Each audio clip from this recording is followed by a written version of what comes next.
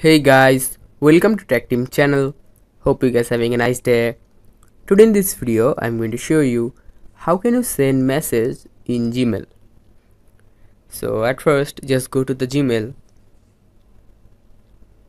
Now in the bottom right here you can see compose option, click on it. Now here you can see the four things here. The first thing is from, which is your Gmail, and two is the receiver's email.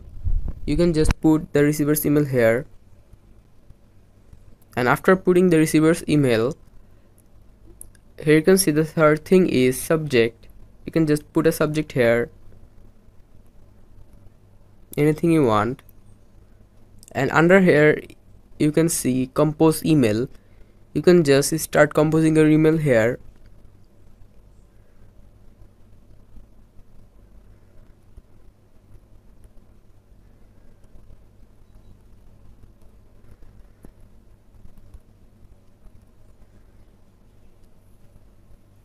And after writing the email, just click the top right, the send option here,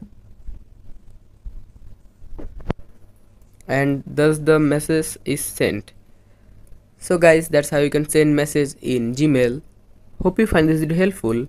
If you find this video helpful, then give a thumbs up and please subscribe the channel.